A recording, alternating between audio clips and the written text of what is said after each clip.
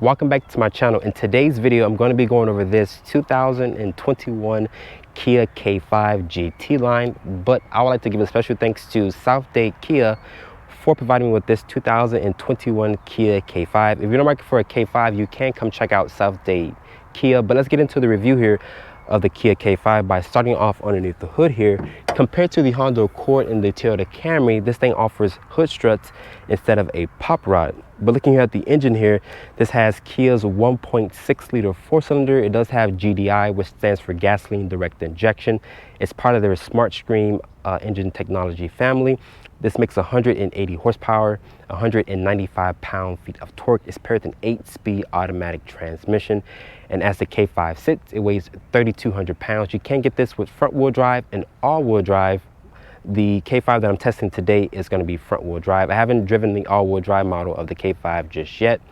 Fuel economy is rated at 27 in the city, 37 on the highway, and 31 combined. Kia does offer this with a high-performance model, which is called the GT.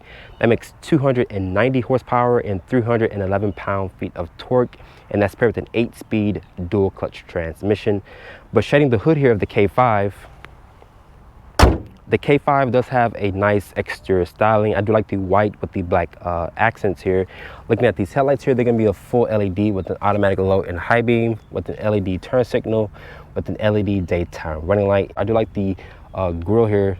Kia calls it the tiger face grille, which looks really good. It gives this car more an aggressive look. And here at the lower part of the fascia, that little squared off piece there, that's for the adaptive cruise control. This does have pedestrian and cyclist detection, so Kia does keep you and your family safe if you're commuting around town or on the highway. But I want you guys to comment down below in the comment section what do you guys think about the exterior styling here of the Kia K5.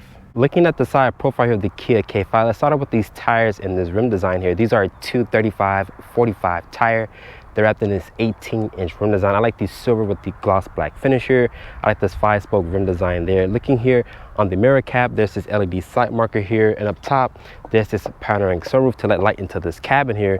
Kia says the K5 stretches at 193.1 inches with a wheelbase of 112.2. And looking here at the rear of the vehicle, there's this fastback design, just like on the Kia Stinger. Looking at the rear here of the Kia K5, let's start out with this blacked out rear spoiler here. Looking at these taillights, they're going to be an LED combination with an LED brake light with an incandescent turn signal and reverse light. There's this K5 badge back here with the Kia emblem and the GT line badge as well. There's this reflector integrated into the bumper here. I do like the rear diffuser. It does look aggressive. And Kia is also doing this fake exhaust trim piece. The exhaust actually lives underneath the bumper there. There's a backup camera here, of course. Once you press this button here, it opens up the trunk to reveal 16 cubic feet of space. If you're looking for a bigger trunk, the Honda Accord does offer 16.7 cubic feet of space. But lifting up the low floor here, Kia does throw in a spare tire instead of a fix-a-flat kit, and you can fold down the seats to do a 60-40 split. Sitting inside the interior of the Kia K5 GT line, the K5 that I'm testing today does not have the red interior. It just has this black interior, which looks okay. And there's also this GT line stitched into the actual seat here. But shedding the door here of the K5, to start up the K5, put your foot on the brake and press the start-stop button over here.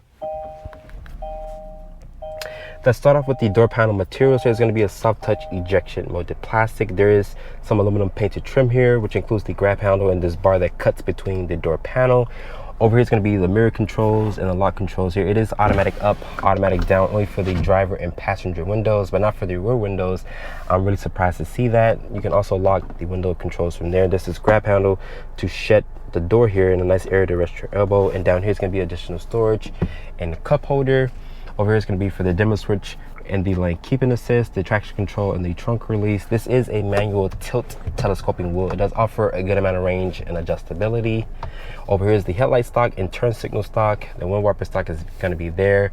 Looking at the upper part of the dashboard, it's going to be a hard touch plastic on top of the instrument panel, but over here is going to be a nice leather wrap material. I'm not sure why Kia didn't offer that leather material on the top of the instrument panel here. But looking at the steering wheel, is going to be some nice stitching here. There's some controls here on the steering wheel, which includes the highway steer assist with adaptive cruise control, the voice command, the volume controls, and the option to answer and hang up the phone there. You can cycle through this LCD display, which is very small, but if you don't like full LCD displays, Kia keeps it really simple with these analog gauges. You can customize the screen, like I mentioned, to show you different stuff like your fuel economy, your driver mode, your driver information. So you can customize the screen to your liking. Looking here, there's this 8-inch display, which includes a wireless Apple CarPlay and Android Auto. There's some heart buttons here, which is sync, track, setup, a favorite buttons here, a menu, and also radio. There's volume and tune knobs here. Looking at this 8-inch display, it's very responsive. It takes up the complete screen when you go to the Google Maps here. And Kia does offer a 10.25-inch display, just in case you don't like this 8-inch display. This is carbon fiber like trim here. I like this material. It does have a nice texture to it. The air vents are here with this aluminum trim down here. There's a hazard switch there with dual climate control. There's no heated or cool seats here on the GT line. I think it will go here if Kia will offer the heated and cool seat function. But putting the K5 into reverse here, it does offer trajectory with distance markers. Pulling it down and kick it over to the left here, there's this manual mode here. There's 8 different gears to go through. If you go for the GT model, which is the high performance, Kia will throw in paddle shifters, but not on the GT line. Kia does not offer paddle shifters on this model. Looking here is going to be 2 cup holders. There's your drive mode selector here, which show you different stuff like custom, sport, normal, and smart. So you can put this thing in different drive modes if you would like. There's this wireless phone charger here. My iPhone 12 Pro Max fits just fine, but if you have a thick case, you have to remove it because the wireless charging pad will not connect it. And the wireless phone charger also has these little holes behind it, so you won't have an overheated phone. Looking at the seats here, they're supportive, they're comfortable. I like that it has the GT line stitched into the actual seat there. Looking at the glove compartment here, it does offer a lot of storage here. And up top, there's going to be this panoramic sunroof, but there's this bar that cuts between it. But it does let a lot of light into this darkened cabin, which I would prefer the red interior on the GT line here. Over here, it's going to be these touch sensitive lights, which are going to be full LEDs. You can open up this sunroof here by using this controls here. The center armrest is going to be nice and padded. It does offer a good amount of storage in there. But overall, the Kia does have a nice interior. But let's hop into the back seat of the K5.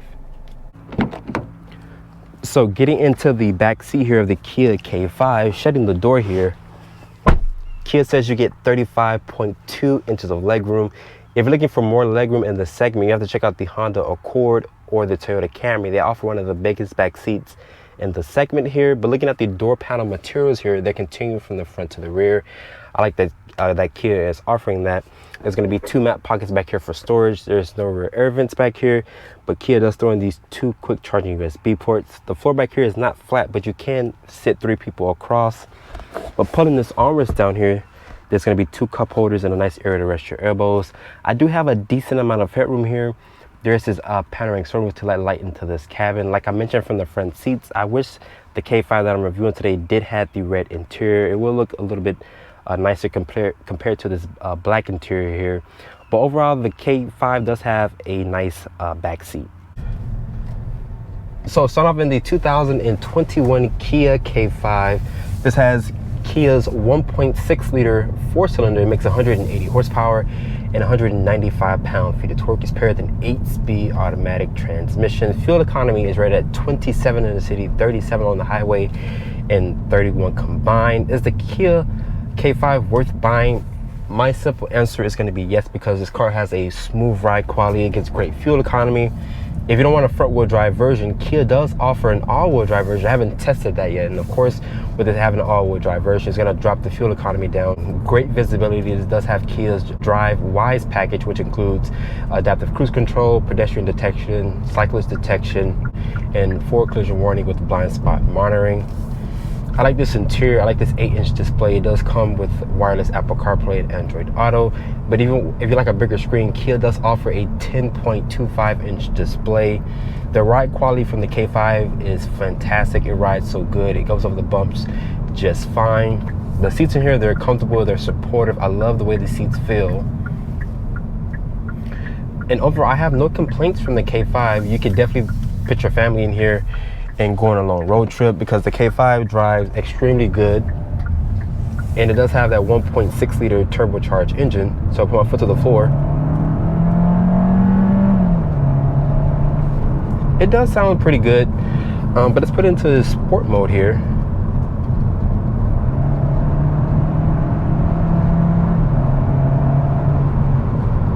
It picks up speeds just fine, and even though this is a 4-cylinder, it does handle really good. But if you guys want a high performance version of the K5, Kia does offer a GT, which makes 290 horsepower and 311 pound-feet of torque. I haven't driven that powertrain just yet, but it does make the most torque in the segment at 311 pound-feet of it.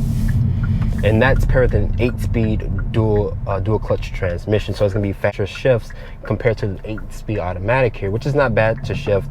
Above me, there's this panoramic sunroof to let light into this cabin. One thing I don't like about the K5 here is that it doesn't have the red seats. The red seats is a seller for me, personally speaking, but the black interior does look nice, just in case you wanted to hide food stains or stains. The black seats will basically hide that. But the K5 is really good. Put your foot to the floor. Like I mentioned, it picks up speed really fast, even though this has a 1.6 liter. And the steering feel is light, it's playful, and honestly, this can be a good daily drive. You get great fuel economy. It drives really good. It handles fantastic, and overall, I just love the K5. It drives really well, great visibility, like I mentioned, great driver's assistance. I'm going to use the highway steer assist here. My hands are off the steering wheel. This is just for demonstration purposes. I would recommend keeping your hand on the steering wheels at all time. This car will keep you centered in the lane. As you guys can see, my hands off the steering wheel, well, basically within a few seconds, it will beep to tell me to put my hands back on the steering wheel. But so far, it's just keeping me in the lanes. I do have the lane keep and assist on, and it's doing a fantastic job. It's not swaying or anything like that. It's keeping me right between both lines. And overall, this thing drives fantastic. Great driver's assistance, great visibility. The seats feel comfortable. And honestly, like I mentioned, is the K5 worth buying? The simple answer is yes, because it drives really good. You can put your family in here. You get great leg room, great cargo capacity. And overall, the K5 is just a great driver. After spending time with the 2021 Kia K5 GT line, starting price for the GT line is at $25,490. With the options and accessories, the GT line took us for $28,800. Hope you guys have enjoyed this review. Be sure to follow me on Instagram at DriveOnReviews, and I catch you all in the next video.